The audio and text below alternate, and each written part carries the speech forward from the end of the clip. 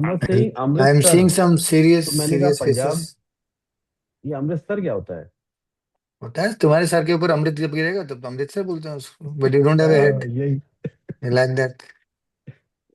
Amrit, Last time Alim told he had a headache. People told he's bluffing. Amrit, very fancy class, हाँ, बहुत अच्छा, क्या बात है। भाड़े का है सर, लौटा दूंगा आप बोलेंगे तभी. नहीं, तुम पहनो पहनो। शोभित, जी सर। तो क्या प्रीति का ड्रेस पहना अच्छा लग रहा है तेरे पे?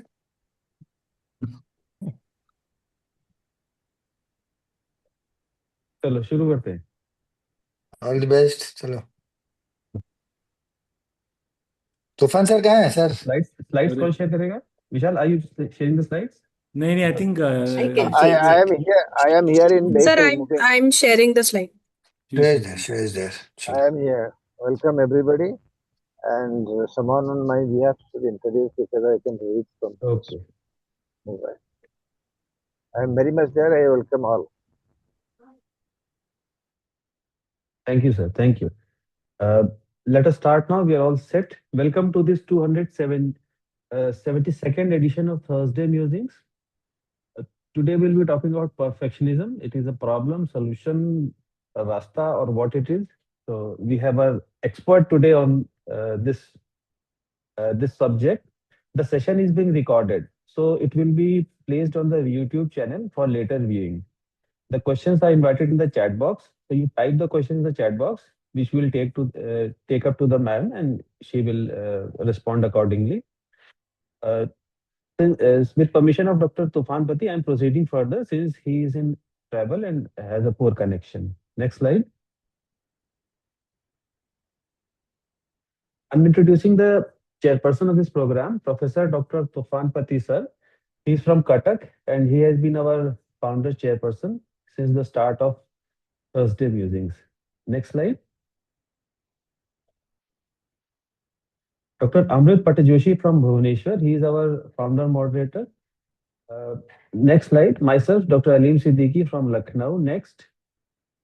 Dr. Shobhit from Dehradun. And next is Dr. Vishal Chhabra, who is ready to welcome us to Delhi in ANSIPS. Thank you, Vishal bhai. Next slide. Yeah.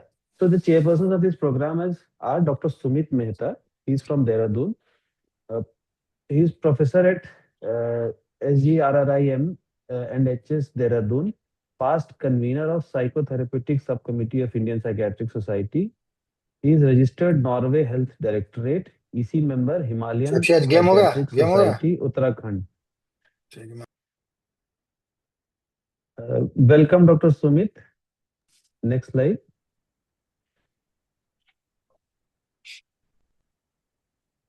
The second chairperson is Dr. Mithat Miglani from Ludhiana. She is AP in Department of Psychiatry, Dayanand Medical College and Hospital from Ludhiana. She's done her MD from Government Medical College and Hospital, Chandigarh, which is also a National Center of Excellence in Psychiatry. Currently, Assistant Professor in Department of Psychiatry, Dayanand Medical College and Hospital, Ludhiana, for past 6 years. Has been instrumental in establishing mental health support services via telepsychiatry for COVID patients in her institution. Her primary area of interest is psychosexual disorders and substance use disorders. She has presented and published various papers and posters at national and state level conferences. Welcome, Dr. Miglani. Welcome both the chairpersons. Now the meeting is over to you. You may please proceed. Thank you, sir. Next slide.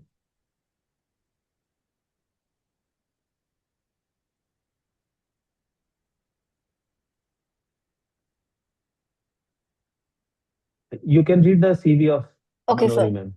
All right. Good evening, everyone. So I'm going to be introducing the speaker of today. That's Professor S.M. Manori from Bangalore. Her areas of special interest and research are ADHD, eating disorders, parenting, adolescence and sexual behavior in typically growing and non-neurotypical children, and also interested in postgraduate training.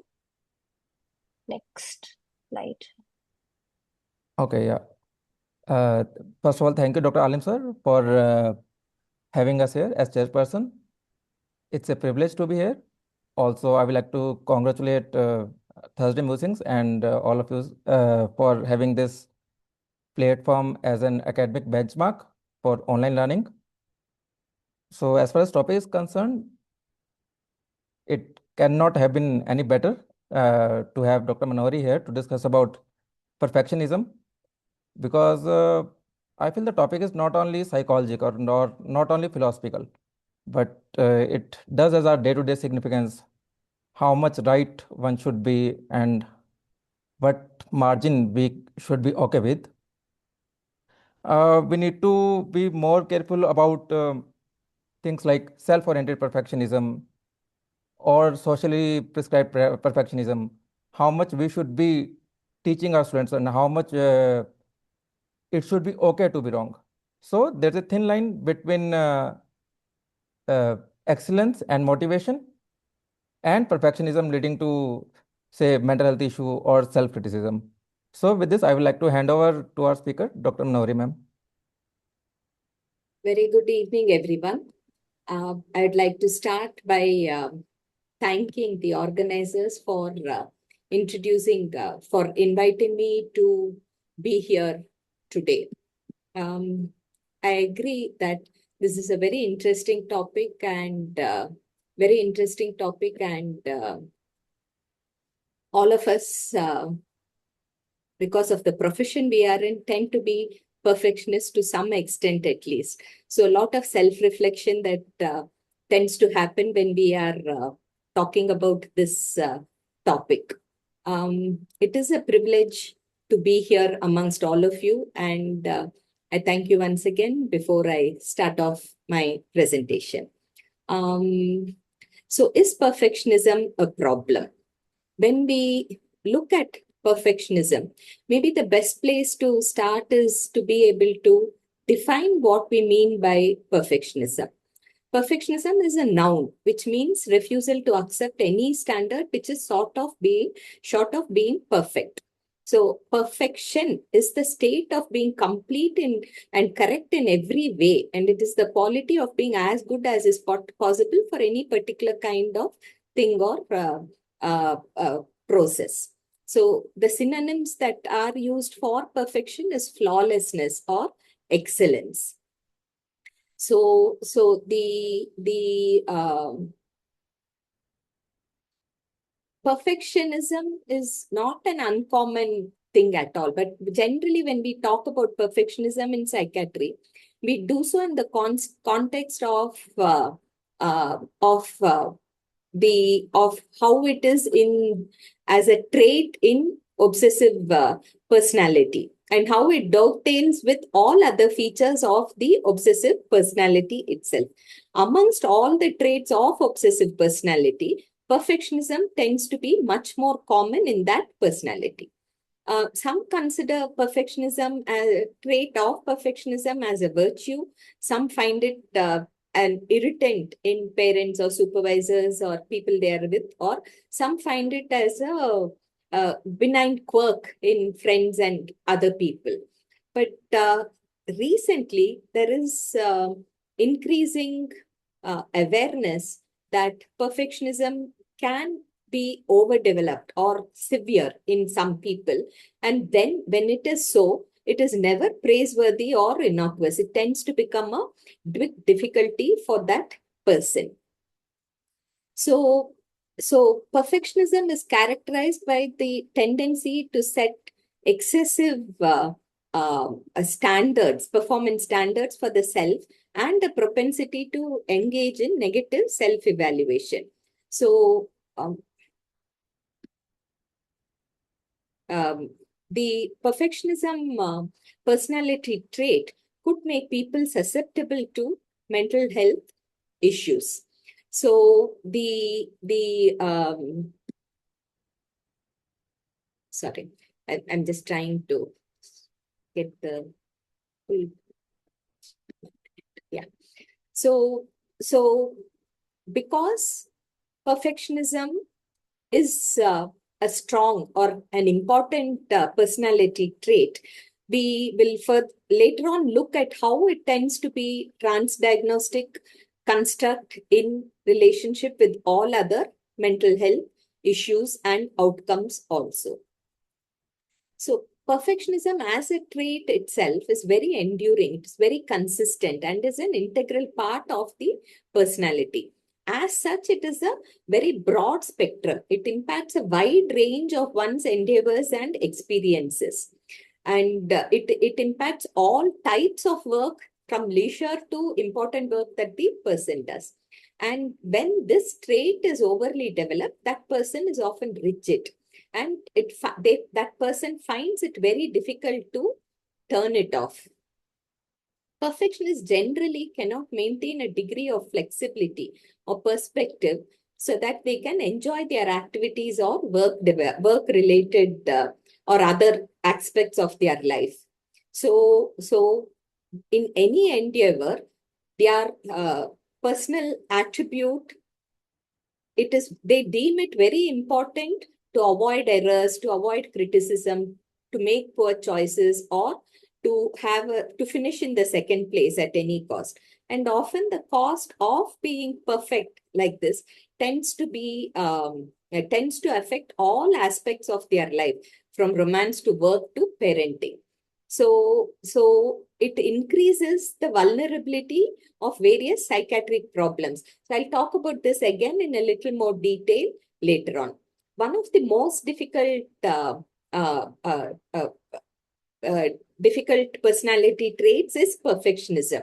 So even in people who want to acknowledge it as a problem and change, it is very difficult to overcome this personality trait. So perfectionism itself can be described both as a state as well as a trait, like several other traits in the obsessional style of personality, like conscientiousness or reliability or industriousness or self-control. Perfectionism is considered a virtue almost everywhere. So when it is present as a state, then it tends to be like a normal, healthy desire to excel.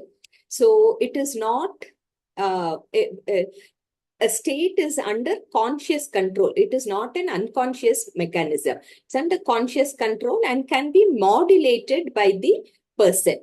So a person might be have the perspective of being very perfect or having perfectionism, say, for a surgery that needs to be done. But he might not have the same degree of perfectionism for, say, setting a table for dinner or choosing something on a menu, or okay. So that exactness is variable when we look at it as a state. So they might pursue excellence as a perfectionist would, but they're not very disappointed by defeat or getting a grade or a outcome that is less than perfect. So, and their self-esteem does not completely plummet or based upon the criticism, or if they make a mistake when they are trying to do an activity with perfectionism. So they are also less likely to explain or rationalize or defend their errors. A person who has perfectionism as a trait in themselves tend to be unaccepting of any kind of defeat and tend to rationalize or defend their errors, tend to give explanations for why this or that happened, rather than be able to say, yeah, it happened. Sometimes you don't do as well as you would like to do. So these people, perfectionists, do not enjoy their participation both in the activity itself and the outcome when it is present as a trait. When it is a state, they are more able to enjoy. So basically, what we're trying to say is that the trait of perfectionism can present just as a state or be in a milder form in many people. Early theorists like Hamashek and others argued that perfectionism might be adaptive, since they foster excellence and they strive to meet important goals. So he described perfectionism as being adaptive when it is normal perfectionism and termed it maladaptive when it is a neurotic type of perfectionism. As we go on, we will see why when we call it normal perfectionism and when we say it is neurotic. Basically, normal is what I described just now as a state of perfectionism. So perfectionism can contain adaptive and maladaptive features. Generally, all people agree that both psychometric as well as theoretical standpoint that two forms of perfectionism do exist. Mallinger proposes perfectionism as having one of three underlying psychological components. So the first component can be performance component, where there is an inordinate and rigid need to perform flawlessly, to avoid mistakes, to oversights or poor choices, to be outstanding or peerless in one's abilities, achievements, knowledge, performance. So in all areas, they want to excel and deem it, and it is deemed very important by that individual. So this is the performance component itself. Then he talks about the character component, where there is an exaggerated need to be exemplary in character or above criticism in one's behavior, correct in one's beliefs and values, and appropriate in one's felt or demonstrated emotions. So in all areas of functioning of the character, they want to be exemplary and above criticism. Another third component that Mallinger speaks about is called as pickiness. What he means by pickiness is that heightened awareness of flaws and limits in persons, objects, or experiences. So this prevents them from completely enjoying whatever they are participating in, because even every tiny flaw, they are very heightened and are very aware of that flaw. So these he talks of as the underlying psychological components of perfectionism itself. If you look at the clinical features of perfectionism, task performance is one of the main types of difficulties that a person with perfectionism can present.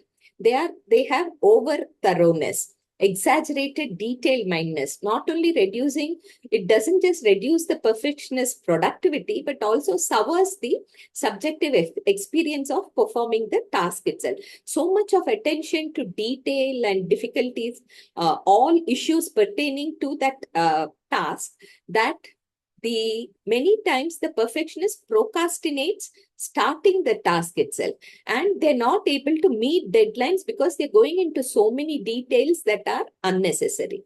So procrastination, not able to meet deadlines, can all be difficulties because of their over thoroughness and giving exaggerated detailed mindedness. Another form of clinical presentation is the inhibitions. What he means by inhibitions is that even trivial criticisms or a setting where the person feels embarrassed means normally acceptable. Say you haven't mastered some task and you do not know how to do it perfectly, then even those kinds of situations is difficult for a person with perfectionism to handle. Everything needs to be done at that excellent grade only. So because of this, avoidance of several activities might be there. So they have reduction in the number of avenues that are open to them for gratifying or growth enhancing pursuits. They miss out on educational, romantic, athletic, or any other type of career opportunities because of this irrational fear and unreasonable expectation that they have to excel at anything that is done. And if it is not so, then that situation causes them extreme amount of unhappiness, anxiety, embarrassment. So they channel their lives into very limited range of activities, and they do not have the opportunity of being able to pursue joy. Another difficulty that is clinically seen is in decisions. They find it very difficult to come to any decision because their tranquility is affected if that decision proves to be wrong. So if they make a decision that turns out to be a poor choice, or even that is less absolutely optimal, they tend to avoid making a decision itself. Commitments, what they mean by commitment in this literature about perfectionism is that they have difficulty in finalizing anything or committing themselves to making a final decision or opinion about anything. Even if it is, say, a political opinion or even a simple thing like this restaurant serves good food, is difficult for them to make that commitment because they are avoiding being wrong. What if what I say is not accepted as the correct thing? What if everybody else's view is different? So not anxiety about being different, but that they want to avoid being wrong. It has to be a perfect decision, perfect opinion that they come up with. So because commitment is difficult, they have lot of deadlocks in proceeding with whatever activities they do. So the commitment fearing perfectionist commonly experiences postponement and tentativeness. Say, for example, the phone is not working adequately and it is time to change the phone. And so they are looking at all options of how to, which phone to buy, and take so long about it because they have kept postponing. Yeah, this is good, this is good, I have shortlisted, I'm going to decide. But the phone actually breaks down before they make a decision and they have to rush to replace. So often they have postponement and tentativeness in their in situations that require commitments. Pickiness, like I already mentioned, is that difficulty in enjoying anything that has flaws, including their job, the personality or appearance of a lover or a family member. Pickiness itself, they describe as having two components. One is that they keep noticing pickiness. They have this uncanny knack for noticing the flaws itself. And the second component is that they don't just notice the flaws, they are troubled by it. They can't just put it out of their mind. Say this picture is hanging crookedly, they have to make it right. And once they notice it, they are unable to leave it, let it go. So pickiness also is a common component of the clinical presentation of a person with perfectionism. So what we have looked at till now is what we mean by perfectionism, what the definition could be, that there is a state of perfectionism and there is a trait of perfectionism. And when the trait is present, what the psychological underpinnings are and what the different clinical presentation could be like. Next, let's move on to how to measure perfectionism. Perfectionism is often described in dimensions, and this description is based on what measures have been used to evaluate perfection itself. So Frost was the first person who developed a specific scale to look at the various dimensions of perfectionism itself. So he described 6 dimensions: the tendency to react negatively to mistakes and equate mistakes with failure. This is one of the most important dimensions.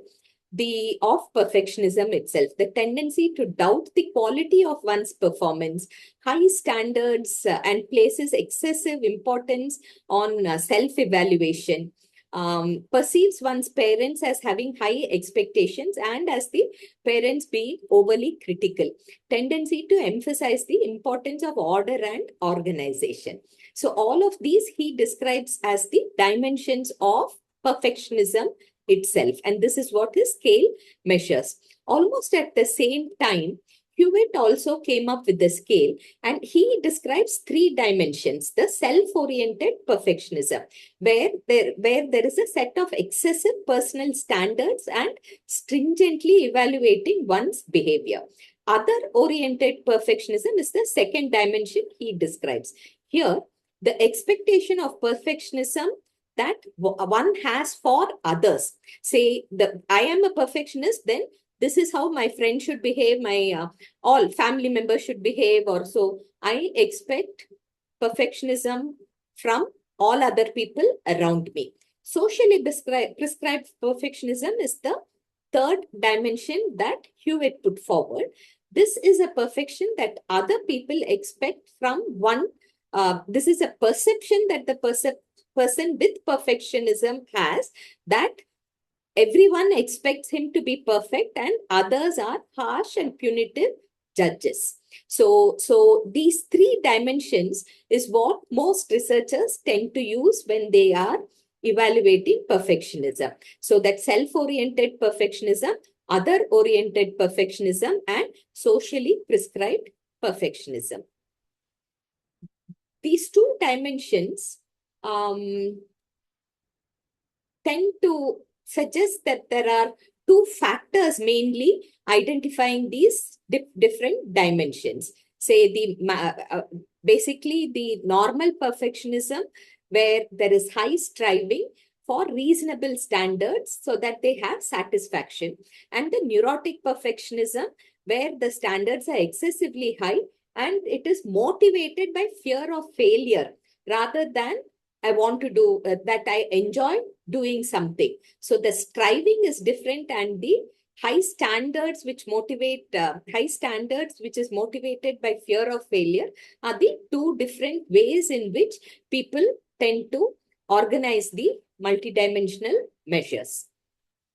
So the factor analysis using both the scales that I mentioned, which are the two main scales that are used, call these two factors as maladaptive evaluative concern and positive striving. So most of the literature we read tends to either differentiate it into perfectionism as maladaptive evaluative concern or positive striving, which is the more healthy type of perfectionism. Okay, so why is perfectionism so important? Not just for the functioning of the person, but also that it can be a trans-diagnostic process. So as far as perfectionism goes, it is better to consider it a trans-diagnostic purpose, not simply as one which occurs across different diagnoses, but also one that is either a risk factor for the disorder or has a maintaining mechanism. Simple occurrence of processes across different disorders is of limited interest generally. So, but if they contribute to the etiology and maintenance of psychopathology, then it has important implications for trans-diagnostic prevention and treatment. So perfectionism that way tends to be trans-diagnostic. So if you look at several disorders, eating disorders, all the types of anxiety disorders, depression, the literature demonstrates that perfectionism tends to be high in these disorders. Perfectionism increases the vulnerability for the occurrence of these disorders and predicts treatment outcomes also. Then elevated perfectionism is occurred with co-occurrence of psychopathology. The conceptualization of perfectionism itself, the cognitive behavioral conceptualization can be utilized to understand the trans-diagnostic process rather than just as a trait. And evidence for the treatment of perfectionism results in reduction of anxiety, depression, eating pathology, all disorders. So handling perfectionism, treating perfectionism, outcome of these disorders tends to be better. So it is worth considering routine assessment and treatment of perfectionism itself. If you look at anxiety disorders, perfectionism is often present both in non-clinical samples as well as in mixed psychiatry patients, in people having both depression and anxiety. If you look at anxiety specifically, say for example, in obsessive compulsive disorder, the perfectionistic thinking contributes to certain types of obsession. For example, doubts about whether a task was completed correctly. And the compulsive activity, say for washing, till it feels just right, that perfect for me, that it is perfectly right or just right feeling. Many other studies are also available which support the relationship between perfectionism and OCD symptomatology. Social phobia and perfectionism. The Heimberg proposed a model where 3 types of beliefs that are commonly seen in a person with perfectionism might be what is causing social phobia also. Say, for example, the social situation is potentially dangerous because they may lead to humiliation. That is a common thought in a perfectionist. Meeting a very high standard of social performance is the only way to avoid or prevent humiliation. Then this standard is never met. So this set of thinking, beliefs itself might exaggerate or be the cause of social phobia.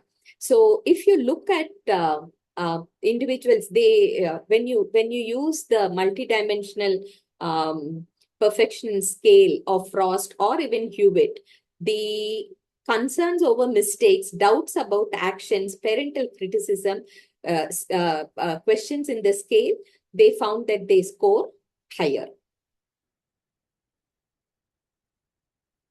Perfectionism, how does it compare or relate with the big 5 personality traits?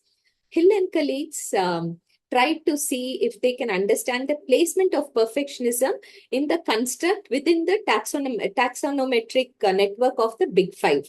So self-oriented perfectionism, they found, had many facets of conscientiousness and was negatively associated with the vulnerability facet of neuroticism.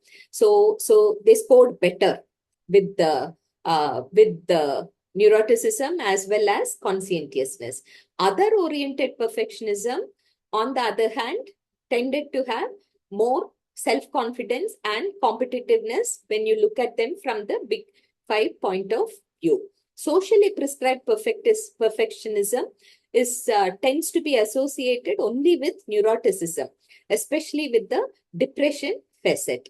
So if you the Hill and colleagues feel both positive and negative connotations have present in terms of the big 5 personality traits itself. Eating disorders and the link with perfectionism has been explored since a long time. Pioneers in eating disorders like Brusha and described young anorexic nervosa patients as fulfilling every parent's and teacher's idea of perfection and demonstrating pleasing super perfection.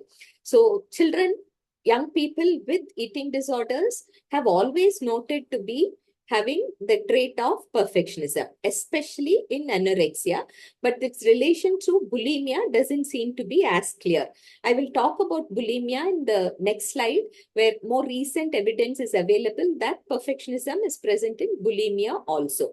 So, but the core symptom of striving for a perfect body weight or body shape present both in bulimia as well as in anorexia. The treatment of eating disorders, it has been identified that perfectionism is the key maintenance mechanism, and it accounts for persistence of severe eating disorders. Other researchers have found that the correlate of perfectionism is present not just in cross-sectional but also longitudinal designs in the eating disorders. Stice, what I was saying earlier on, Stice found that the effects of perfectionism was medium in magnitude when you're looking at the bulimic symptoms. So it was small but significant. So he suggests that perfectionism may be a risk factor for bulimic symptoms, not just in anorexia or with the body shape and size or weight preoccupations.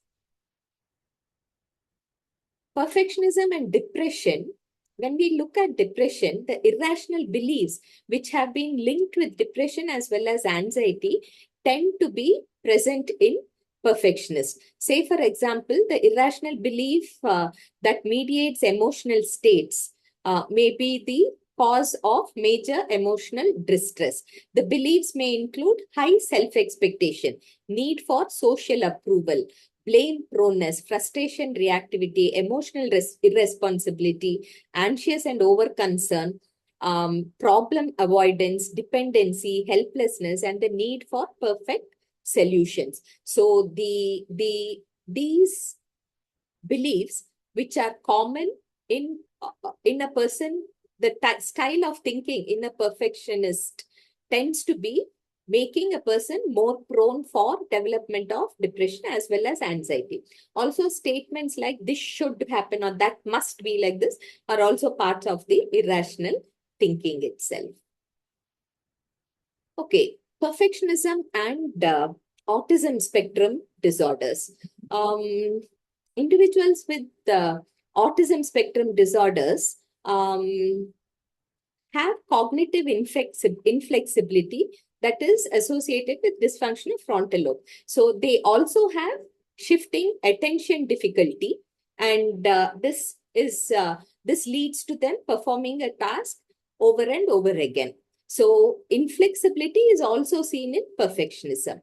So many literatures do describe this as being that inflexibility as well as doing things over and over again as being the trait of perfectionism in a person on the spectrum of autism. My thought is that this is not that inflexibility in autism is not always because of perfectionism. My thought is that inflexibility is the difficulty. They are looking into many minor details, not because they want to be excellent in that or have an outcome that is excellent or that striving to get that approval from everyone that this is excellent. They are doing it because their brain works, that inflexibility is there. So my thought is that, yes, you can have people with autism who also have perfectionism, but all aspects of inflexibility and repeated repeatedly performing a task are not indicators of perfectionism in the person with autism. Maybe later on when we are discussing, I would like opinion of other people on this aspect. Okay, so we looked at definition of perfectionism, what the psychological underpinnings may be, what the trait is, what the state is, what the clinical presentation is, how it can be evaluated, what are the important dimensions, and how it is a trans-diagnostic process in several types of disorders. Lastly, I want to just mention briefly about management issues in perfectionism itself. Lot of different types of therapies have been employed in perfectionism, and with results that are not very encouraging. Like I already mentioned, even when the person is aware of this trait of perfectionism, to be able to overcome it is very difficult. Whatever the type of therapy, the therapeutic relationship is the most important aspect of the therapy itself. And this therapeutic relationship is the antithesis of a comfortable environment for a perfectionist. So establishing that therapeutic relationship where that individual with perfectionism is able to let down their guard, show their imperfections, not be worried about criticism, not be able to look at how to modify their flaws is very important. And this requires extraordinary courage and motivation for the perfectionist to enter therapy and to move forward in spite of their anxiety. Also, the therapist, it requires of the therapist an unwavering position of forbearance, empathetic understanding, interest, patience to facilitate an atmosphere of safety in which trust can develop, however, slowly. So the therapist position is essential with every patient, but working with perfectionists who struggle so mightily with allowing themselves both the vulnerability and fulfillment of the intimacy is challenging in any therapeutic situation. So, so my thought is that establishing that good therapeutic relationship is the most important, and any type of therapy tends to be useful after that. Very briefly, the biology of perfectionism. There is a genetic underpinning and specific environmental factors. But so the self-oriented perfectionism, from about 20 to 30% of heritability estimates are available. Socially prescribed perfectionism, about 30 to 40, almost 40% heritability has been described. All studies say that high genetic correlation is present between both types of perfectionism itself, and also that low unique environmental correlation is there for both perfectionisms. The brain regions and the circuits implied are the same that we see in most of the disorders where there is dysfunction with the rumination, say, or emotion regulation, say, that repeatedly thinking about the same thing, about the negative one's own negative emotions. It is associated with the medial as well as the dorsolateral prefrontal cortex and the anterior cingulate cortex, both in normal and in depressive populations who have perfectionism. Emotion regulation, multiple brain regions are implicated, but the circuit for crucial engagement is the prefrontal cortex, anterior cingulate cortex, as well as the connectivity within regions from the limbic system. So it is similar to what is described in all other types of disorders having these specific thought cognitive processes or specific type of behaviors. Okay.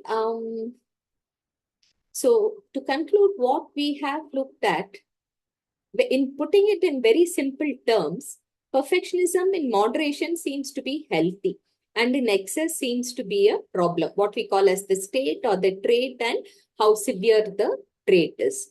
It is described, perfectionism is described in multiple dimensions. There are several scales available to evaluate these dimensions separately. It is a transdiagnostic process which works as a risk, as a maintaining factor, and as and affecting outcome also. Focus on therapeutic alliance in any intervention for perfectionism is most important. Thank you. I will conclude here. Thank you so much, ma'am. I think we had You're a very wonderful welcome. session. I enjoyed being your thought partner today. Would you like me to summarize? Sorry, my phone is. Yeah. So over to chairpersons for the opening remarks. Then we take up the questions in the chat box. Thank you so much, ma'am. We proceed now. Thank you so much, ma'am, for enlightening us on this very interesting topic. And as you rightly conveyed to us in this forum, that perfectionism is a double-edged sword. It's both a blessing and a curse. If at one hand, it drives you to success and, motivates you really to do better in life. But on the other hand, if it's maladaptive or neurotic, as you said, it can really have a toll on your mental health and affect your relationships and quality of life and really make you vulnerable to mental illness. So thank you, ma'am, for really discussing it in detail and giving us your precious insights. Thank you. Dr. Sumit. Thank you. Yeah, thank you, ma'am. Excellent presentation. I like the part of assessment of perfectionism and the availability of scales and tools to assess perfectionism. Of course, the correlation and correlation with other psychiatric disorders like eating disorders and autism was very interesting. Dr. Alim, we can take questions, right? Yes.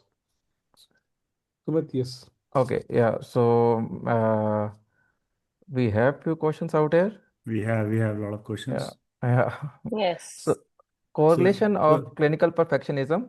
Yeah. Do people with clinical perfectionism develop Parkinson disease as age advances? Uh, Um, ma'am, will you take or? yeah, yes. I have not come across that in my reading as Mhm, such. mhm, I don't see why it needs to be associated with Parkinson's. I don't know if the mhm. questioner has read something about it. Okay, So I have so not come across um, any yeah, literature which says Parkinson's. of Um, course. I think it is Nichu who has asked this question. So I would like to add whatever ma'am has added. Direct correlation of perfectionism or the people with perfectionism developing Parkinson's disease is there's not good enough evidence to the extent I know. But definitely Parkinson's personality is known to have traits of perfectionism. We call it, of yeah. course, as ma'am mentioned, OCPD traits. So, and the prevalence of OCPD traits in patients with Parkinson's disease is much higher than general population. So, it is not that every patient or every person who is having perfectionism will develop Parkinson's in later age. Absolutely not, as far as Yeah. current evidence is concerned. But of course, patients with Parkinson's disease may have May have. higher rate of perfectionism because they have higher rate of OCPD traits than general population. Yes. Yeah. I agree with that. Yes.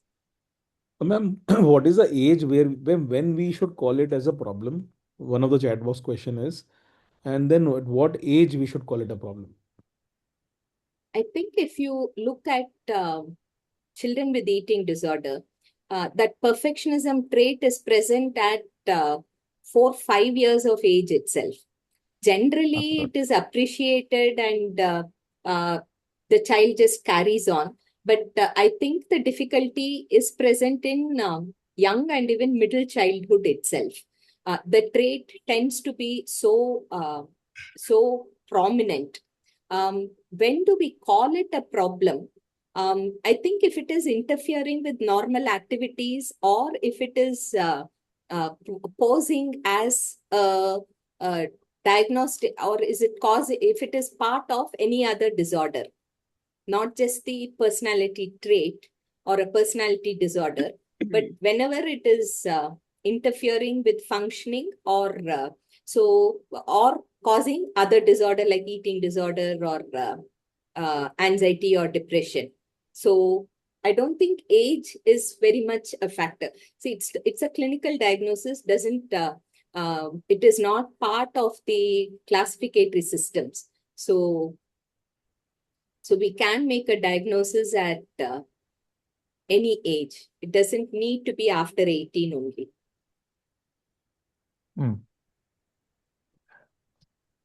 Okay. Ma'am, somebody has asked, can perfectionism be identified in children? So I guess the features and clinical features will stay the same. That is excellent, excessive sense of achievement or achieving excellence or being flawless or being, say, self-critical on making mistakes. Is it?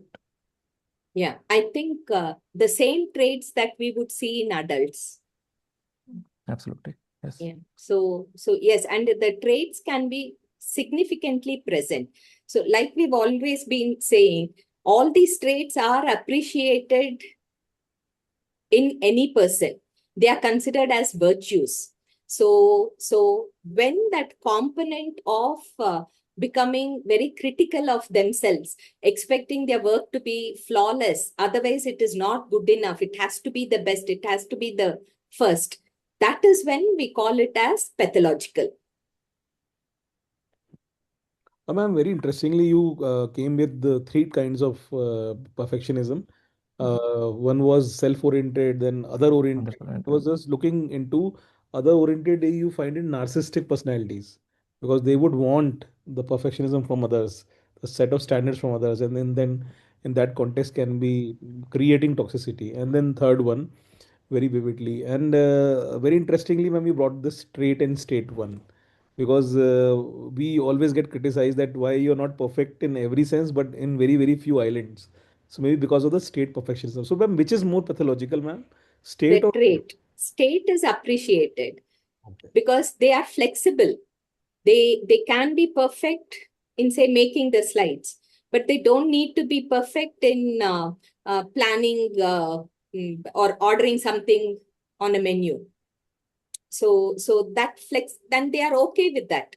And if that they have joy in the process of achieving that perfectionism, and if the result is not something that is excellent, they are still comfortable.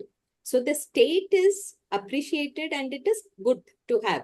Just like all other traits in the OCPD, say conscientiousness or rationality, all of those, it is when it is inflexible and it is enduring in all aspects of their functioning, and that result of wanting flawlessness and being very anxious and unable to cope if that anxiousness doesn't happen. I think that is when it is pathological. You said, ma'am, transdiagnostic. Then, ma'am, whether in ADHD you'll find, ma'am, perfectionism? I also thought about that when I was reading. I did not get any. Many people with OCPD can also have ADHD. Yes. So if you look at it that way, then it is possible to have perfectionism in ADHD. Probably it may not be an enduring pattern, like you would because of the short attention span. That ability to be flawless may not always carry through. Maybe they strive to do it and they become very anxious because of being unable to produce that flawless or peerless outcome. So, ma'am, Just which perfectionism is good and which perfectionism is bad ultimately? The perfectionism where you strive for good, strive for excellence is good. The perfectionism where you are worried about the outcome, that it will be judged as not perfect, that is the bad perfectionism. Ma'am, Okay, just to so add, perfectionism with some action, it is there. Action and perfectionism with some taking of action, with taking of initiative. Which is productive, sir? Probably ma'am wants to say which is for greater productive. good, can we say for greater good? Will that be better? So the greater good for whom? Yeah. So the person strives for it for themselves, and the next component is important. They are very anxious about the result. That it has to, they feel critically evaluated if that result is not good or not excellent. So So, that ma'am, is the bad perfectionism. can we say So, self-oriented is little better than socially prescribed? Because when socially Yes. prescribed, then the person will say, if I won't be able to do, then I will be more criticized and he will be afraid of criticism. Yes, yes. The self-oriented perfectionism is, that dimension is what is better than others-oriented or socially accepted perfectionism. Ma'am, 2, 3 questions, ma'am, I would like to correlate it together. Whether, ma'am, perfectionism can lead to dysthymia in patients, whether it can lead to dysthymia in clinicians specifically, ma'am, because in OPD, if you will see patients with a lot of perfectionist tendencies, it can be a very burnout thing for us. Secondly, whether psychiatrists, as per the chat box question, they are having more perfectionist tendencies than other medical colleagues. Yeah, yeah. I think the first part that it can cause dysthymia. Perfectionism can be a transdiagnostic process for dysthymia and can be a risk as well as prove a hindrance to the treatment of dysthymia itself. The medical profession on the whole, perfectionism is a trait that is cultivated and appreciated. So almost all medical professionals, all doctors tend to have perfectionism. Probably it is more necessary in a person, say a surgeon, or not that it is less necessary in a psychiatrist. I would not say a psychiatrist has more perfectionist tendency. I think all doctors are, And in some types of doctors, like a surgeon or a interventionist, that perfectionism is absolutely essential. Yes, ma'am, I agree to that. Yeah, very true. I think, ma'am, is it possible that if I have perfectionism, if I am able to switch it off sometimes?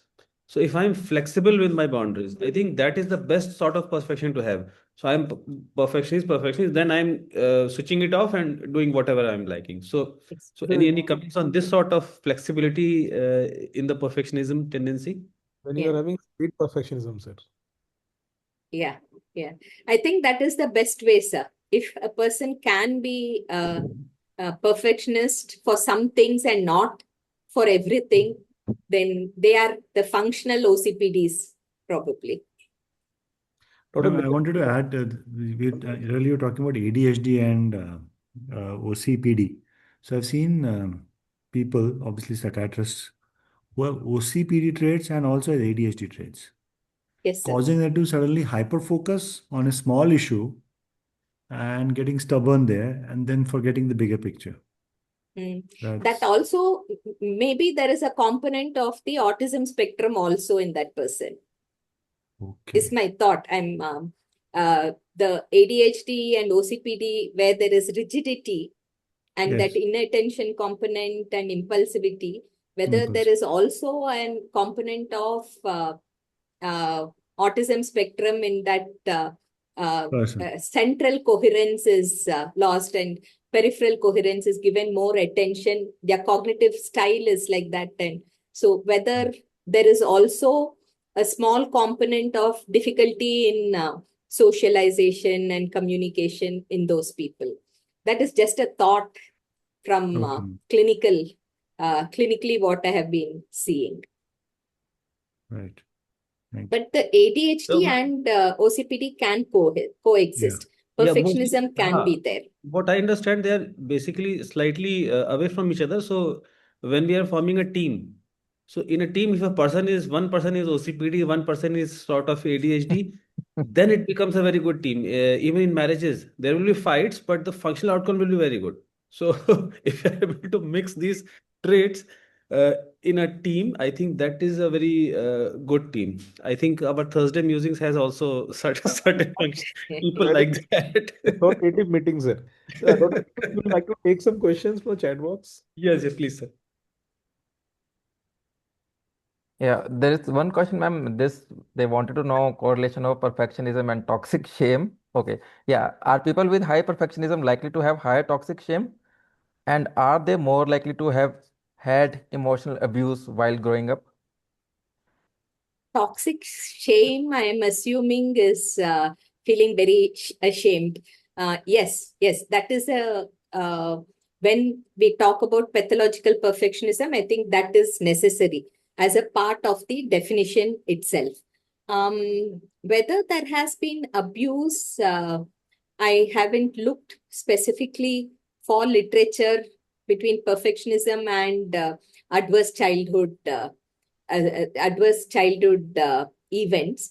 But if you look at it from another point of view, perfectionism is genetic vulnerability is much higher than the environmental factors. The learning and all of those, compared to those, genetic factors are much more, makes a person much more vulnerable. So even if there have been adverse events, my thought is that perfectionism may not be the cause. May not happen just because of that. Okay, Shalini, if you're still with us, I would like to add a little bit what ma'am has already mentioned. Probably it is other way around. That is the toxic shame leading to higher perfectionism rather than perfectionism leading to toxic shame. Because in toxic shame, the people will have a persistent feeling of having flaws, and then to say defense as a defense mechanism, the person may use perfectionism to be flawless, which may lead to a vicious cycle because nobody will be, especially the person will having toxic shame, may not be able to become perfect. So it may lead to a vicious cycle, that is toxic shame leading to effort to achieve perfectionism and then further leading to toxic shame. Okay, so next question, ma'am. Dr. Alim was talking about a couple or a working, this question working together. So this is a question, this is a scenario where one newlywed husband is on the verge of divorce when he missed movie schedule with wife. So So the wife is the perfectionist, maybe that is what they that want to she's mention. intolerant of the husband missing the Yeah. movie schedule. Yeah, perfectionism can ruin relationships because it's not just self-oriented perfectionism, but also the other-oriented. So they might be so preoccupied with getting the person to do so many things as is perfect in their view that it can ruin relationships. But ma'am, Uh, can there be something else besides somebody can take such a strong step of saying divorce just because the movie is missed? Is there something I else think that also? is just the tip of the iceberg. No, definitely there might be other things, but what I'm trying to say is this pathological trait or perfectionism to that pathological extent can ruin relationships, not just for the spouse, but also the children and other family members. That perfectionist parent who goes on about the child achieving perfectionism in everything, in how they brush their teeth, to what marks they get or how they behave in a given social situation. So the perfectionist parent can be the very important reason for difficulties in the childhood for the children itself, not just the spouse. So I think pathological perfection can ruin relationships. And the pathological perfection, if a parent can definitely induce neurosis or anxiety disorders in the child, in children. Right, Yes, ma'am? sir. Yeah. So I think any trait when it becomes too hard, when it becomes too inflexible, can ruin. Similarly for perfectionism. So anything if you cannot return to base, that becomes a liability. So having perfectionism is good, having ADHD is good, till it is in moderate amount and you can return to baseline. So I Ma'am, think there is that is interesting question from the chat box. Ma'am, we know that traits can lead to states. And ma'am, whether states, we know that ma'am, chronic psychiatric illnesses are known to, erode personalities. So ma'am, can state lead to trait?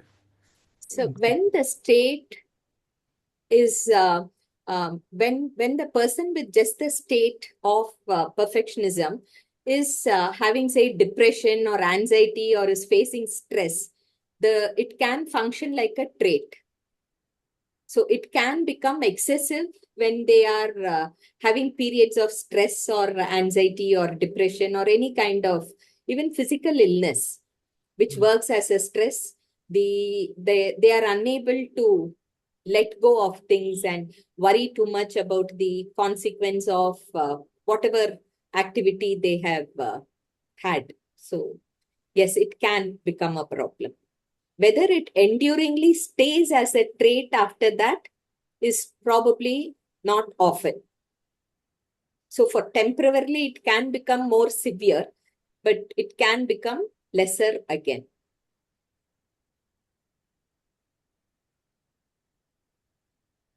Okay, so there was another part of question, another scenario from Mr. Devender, but I think there's a typing error out there, although Mr. Devender has edited this. Ma'am, it is not clear. Woman washing bathroom when her dead husband before her during COVID. This is also a kind of same scenario. Ma'am has almost answered that pathological perfectionism or similar pathological trait may lead to very dire consequences. So this But is this one of is those. but is this perfectionism or Whether is they this have this is really OCD? Yeah, Because whether there's it is fear of OCD. contamination, not perfectionism. Whether it is OCD is the This is OCD, na? Because she's fearful that because her husband, before the husband died, he had COVID and he was in the same bathroom, and she's thinking that thought again, contamination to nahi hoga, and that's why she's doing it, I think not a more relevant perfectionism. question is by Hema ji. She wants to ask, what can be the protective factors or ways that parents can support when teenagers show these traits? So if the teenager is having such traits, how do parents help them? I think the encouragement of the process of being a perfectionist that they are more organized, that they are striving for excellence rather than worry about the consequence. That I have done my duty, I have put in my effort, and that is adequate.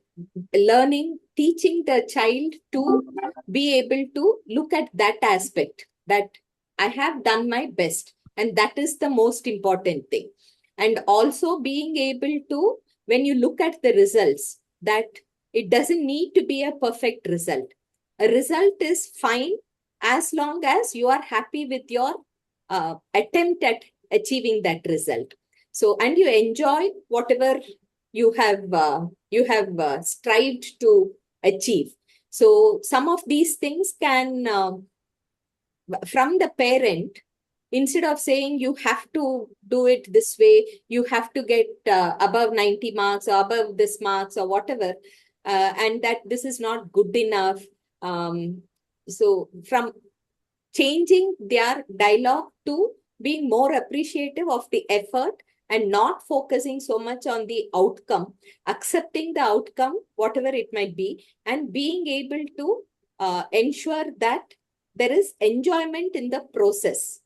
Yeah. And enjoyment of the result also. Probably that from parents in adolescent children who are bordering on perfectionism might be helpful. Ma'am, So enjoying the process, not just the end result. That Yeah. is- And the end result, whatever the result is. ma'am, perfectionism we correlate only with OCPD. Ma'am, any other personalities like narcissistic, we talked about other oriented perfectionism. Any other, ma'am, personality disorders where we'll find perfectionism as a rigid perfectionism kind of a trait, ma'am? It is in that anxiety spectrum. So it can be independent and dependent as well as anxious avoidant also. Just the trait of perfectionism. But the perfectionism with that conscientiousness and all the other things put together is what we mean by OCPD. So just like we have functional OCPD, we can have perfectionists who are functional and non-functional or maladaptive. So what you mentioned, sir, about narcissistic. So there the expectation is not perfectionism as would be viewed by everyone. It is imposing their own rule or regulation or a standard on the other person. So just like, so is it really perfectionism that they are expecting, or is it that I say and this has to be how it is? Right, ma'am. So, Dr. Hema has another question. How helpful is CBT in addressing perfectionism? Is CBT helpful? Yes, sir. Yes. But again, all different types of therapies are helpful. CBT has a lot of literature about CBT itself. The therapeutic alliance is the most important factor in giving a positive outcome rather than just the techniques of CBT itself. Any role of medications, ma'am, in perfectionism? Sumit is very excited about this question, ma'am. No, think it's handy all- to speak from you, Shabdos. I did look for literature about this.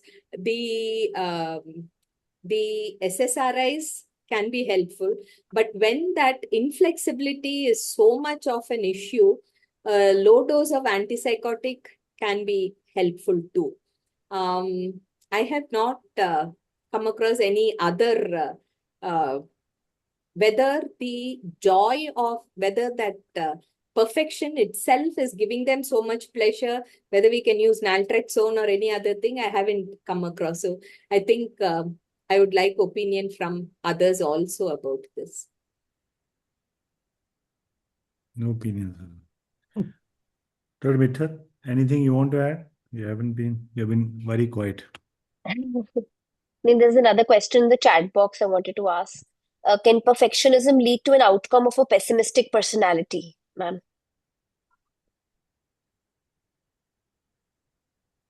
Pessimistic personality, is not so much a diagnostic term that we would use. Pessimism as a cognitive trait. Yes, perfectionism can be associated with that cognitive trait of being pessimistic. Yes. Okay, ma'am, and isn't that perfectionism may lead to this thing called a similar thing they've say mentioned as perfectionist paralysis, in which the person will start quitting things or avoiding things because of repeated flaws and repeated mistakes and not being able to achieve the things perfectly. So it may lead to uh, secondary, say, pessimism or even, as we mentioned, comorbid disorders like dysthymia or depression. Yes, I agree. I think when I mentioned the clinical features, that avoidance and procrastination, unable to follow any timeline, all of those difficulties because of being a perfectionist, because of wanting that perfect outcome, might cause a person to be a failure. Often they are failures. And so yes, they can be distressed and pessimistic in their outlook. Yes. So how to help them, ma'am? I think that main thing is that worry about the outcome needs to change. And that I want it to be perfect, that is fine, so long as I'm able to accept the result when my job hasn't been absolutely perfect. If I go on worrying about or be anxious about having to achieve that perfect solution, perfect outcome, if I can remove that anxiety, then automatically the person will start enjoying the process of the task itself.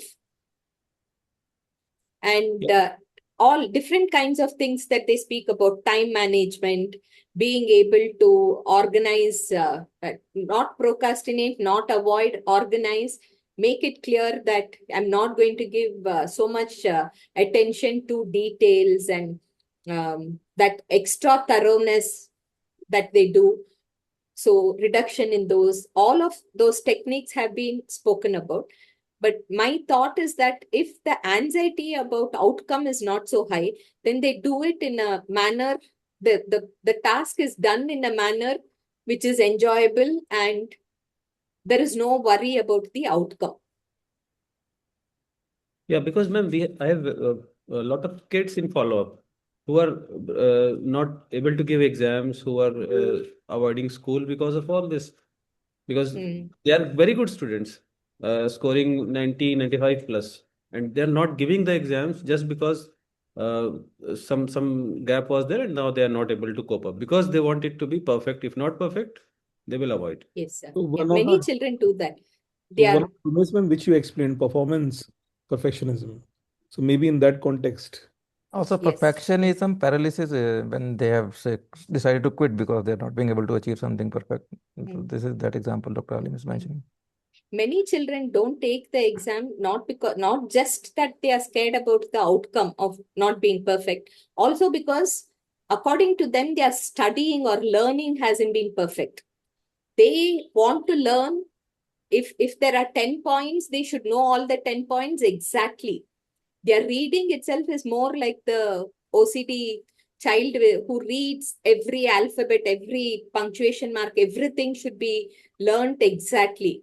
So perfectionism in that manner can also be quite difficult for a child to take exams, and because of that they don't go for exams itself. And they'll have their own ritual, like the OCD child, that the revision has to be done in this manner. The day before the exam, I have to look at all of this. Otherwise, I will not do well I cannot go for the exam. So a lot of irrational thoughts can be part of perfectionism also. Thank you. Thank you so much, ma'am. I think we are completing the circle now. So you have already summarized, but any take-home points, quick take-home points, which are clinically useful for a doctor who is sitting in OPD on this topic. So any clinical pulse of wisdom, any quick points? I think that extra time that is required to check for perfectionism, especially when you are when you have evidence for other traits of the OCPD. And if we find the perfectionism trait in a patient, then handling that as quickly as possible rather than leaving it would be useful. And appreciation for the process rather than the outcome would be more conducive to the person continuing to excel at what they are doing. Okay. Thank you, ma'am. Thank So, you. yeah, we start winding up now. So, over to chairpersons for their closing remarks, and then we can say the final thanks. Chairpersons, please. Thank you, ma'am, for excellent presentation. Thank you, Alim sir. And I would like to thank again this platform, Thursday Musings, Alim sir, Shobit Bose, Van sir, Vishal sir, for making this platform a real benchmark in online learning. This was an excellent session, excellent question answer session, also great discussion. So it was great to be here. It's a privilege. Thank you, everybody. Over to Dr. Miglani. Thank you, everyone. Thank you, Chairman Sir, and all the moderators for inviting me here as chairperson, especially Dr. Manori ma'am. Thank you. I definitely learned a lot, just like everyone else. I would just like to share a very nice quote which I had read recently regarding perfectionism. They say, use what talent you possess. The forests would be very silent if no birds sang except those that sang the best. So with that, I'll end my. Thank you. Quite true. So, Vishal bhai, can you say the thanks and end the Yes. session? Yes, thank you. So, first of all, thanks to all the participants. I think we're around 130, 150 participants. 130 was the constant throughout. So, thank you all for joining us, Thursday Musings, making it. We have, I think, crossed now 91,000 participants in the last 4 or 5 years. So, that's a huge number, 91,000. We're going to reach 1 lakh soon. So, that's great news. Thank you, Manori ma'am, for an excellent presentation on a topic we never thought we can have a presentation. And you had a perfect presentation on it. So thank you, ma'am, for doing it. Thank you. Thank you, Dr. Mehta and Dr. Miglani, for your excellent thoughts, for your excellent also picking up questions and helping ma'am answer them and bringing light to the discussion. Thank you to my co-moderators, Dr. Alim, as usual, the perfectionist of us, and Dr. Shobit, the questionnaire of us. He keeps asking a lot of questions. And Dr.